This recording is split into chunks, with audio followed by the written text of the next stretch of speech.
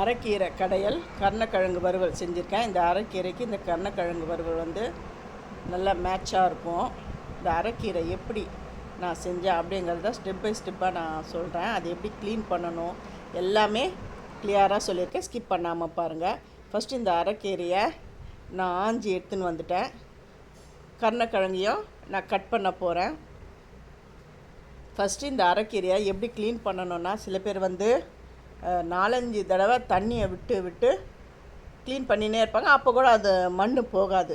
அந்த கடையும் போது சாப்பிடும்போது அந்த நரன்னு அந்த பல்லில் வந்து கடிபடும். அது இல்லாமல் அந்த ஒன்ஸ் ஒரே டைம்லேயே இதை வந்து ஈஸியாக வாஷ் பண்ணிடலாம். அது எப்படின்னு பாருங்கள். நான் தண்ணி எடுத்திருக்கேன். இந்த தண்ணியில் வந்து நான் க்ளீன் பண்ணி வச்சுருக்கிறேன் இந்த அரைக்கீரையை இதில் நான் சேர்த்துட்டு அப்படி கலந்து விடணும்.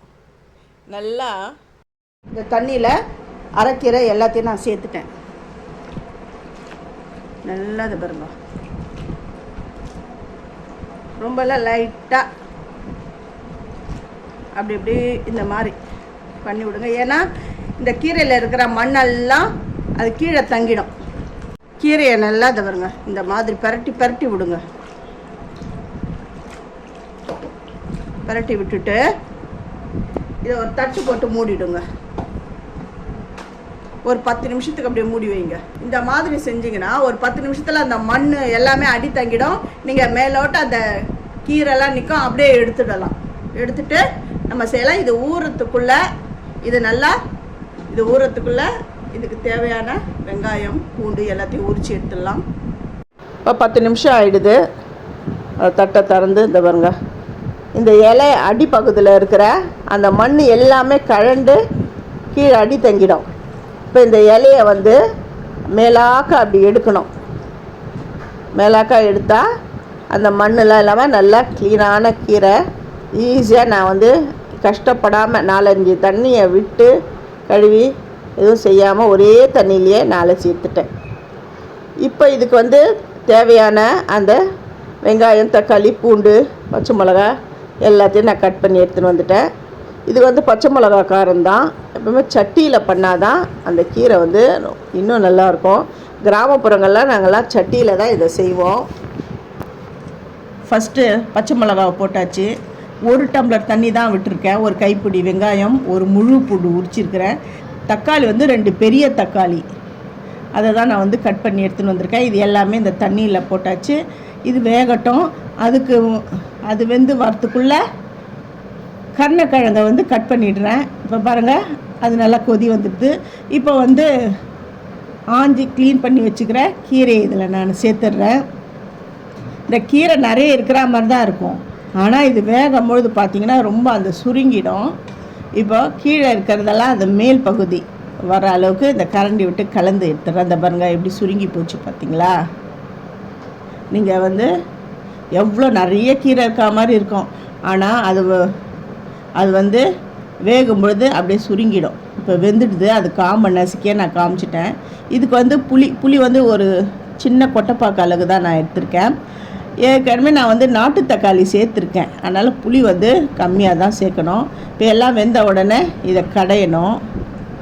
அப்படியே கடைஞ்சி எடுத்துடுறேன். கொஞ்சம் உப்பு போட்டு இந்த கீரைக்கு தேவையான உப்பும் போட்டு நல்லா கடைஞ்சிட்டேன். இப்போ இதை தாளிக்கணும். இதை சில பேர் வந்து வேகும்பொழுதே புளியை வந்து டைரெக்டாக போட்டுருவாங்க. நாங்கள் வந்து ஊற வச்சு தான் போடுவோம். ஏன்னா புளியில் வந்து மண் அதெல்லாம் இருக்கும், அதெல்லாம் எடுக்கிறதுக்கு தான். இப்போ வந்து கடாயில் ஒரு சின்ன தாளிப்பு கரண்டியில் எண்ணெய் விட்டுருக்கேன். கடுகு உளுந்து காஞ்ச மிளகா எல்லாம் போட்டாச்சு. போட்டு பாருங்க, இப்போ அந்த கீரையில் சேர்த்துட்டேன். அந்த புளியை கரைச்சி வச்சுருக்கேன் பாருங்கள். அந்த புளி நீரம் இதில் விட்டு இது நல்லா கொதி வரணும். நல்லா கொதி வந்த உடனே இந்த கீரையில் விட்டுடணும். அவ்வளோதான், கீரை கடையல் ரெடி ஆகிடுது.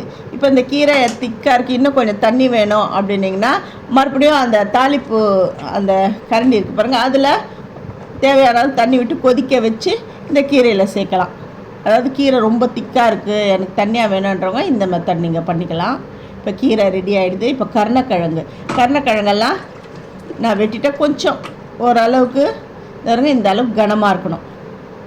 குக்கரில் சேர்த்துட்டேன். மஞ்சள் பொடி, குழம்பு மிளகாய் தூள் தான் சேர்த்துருக்குறேன். இதுக்கு தேவையான அளவு உப்பு இதை சேர்த்துட்டு இதெல்லாம் குலுக்கி விடுங்க. இந்த காரம் உப்பு எல்லாத்துலேயும் அப்படியே சேர்ந்து வர அளவுக்கு நல்லா கலரி விட்டுட்டு, இதுக்கு வந்து தண்ணி வந்து ரொம்ப இல்லை, இந்தாருங்க இவ்வளோதான். மிஞ்சி போனால் நான் வந்து அரை டம்ளர், சின்ன டம்ளரில் அரை டம்ளர் தண்ணி தான் நான் விட்டுருக்கேன். இப்போ இது ஒரு விசில் வரணும். இது அடிலாம் பிடிக்காது. இந்த மாதிரி நீங்கள் வந்து கருணக்கிழங்கு வறுவல் செய்யுங்களேன், சூப்பராக இருக்கும். ஒரு விசில் வந்துடுது. ஒரு விசில் வந்த உடனே ஸ்டவ் ஆஃப் பண்ணி இறக்கி கீழே வச்சிடணும். அந்த குக்கரை மொல்லமாக எடுத்து கீழே வச்சிடணும். ப்ரெஷர்லாம் போனதுக்கப்புறம் பாருங்கள், அடி பிடிக்கல, எதுவும் இல்லை, நல்லா கரெக்டாக இருக்குது பாருங்கள். இப்போ தோசைக்கல்லில் வச்சுருக்கிறேன். அது நல்லா சூடான உடனே இந்த கருணக்கிழங்கை எடுத்து அந்த தோசைக்கல் வந்து எந்த அளவுக்கு கொள்ளுமோ அந்த அளவுக்கு கருணக்கிழங்கு வறுத்து எடுக்கணும். ஃபஸ்ட்டு வந்து ஒரு சைடு வறுபட்ட உடனே அடுத்த சைடு திருப்பி போடணும். ஃபஸ்ட்டு என்னுடைய வீடியோவை பார்க்குறவங்க சப்ஸ்கிரைப் பண்ணலைன்னா சப்ஸ்கிரைப் பண்ணுங்கள், ஆல் அண்ட் ஆப்ஷனை தொடுங்க. அப்போ தான் நான் போகிற ஒரு வீடியோவுடைய நோட்டிஃபிகேஷனை உங்களுக்கு காட்டும். உங்களுக்கும் யூஸ்ஃபுல்லாக இருக்கும். உங்களுக்கு பிடிச்சிருந்தா உங்கள் ஃப்ரெண்ட்ஸுக்கும் நீங்கள் ஷேர் பண்ணுங்கள், ஹைப் பண்ணுங்கள், லைக் பண்ணுங்கள், எனக்கு கமெண்ட் பண்ணுங்கள். இந்த பாருங்க, ஒரு அடுத்த பேட்சம் போட்டு வேக வச்சு எடுத்துட்டேன்.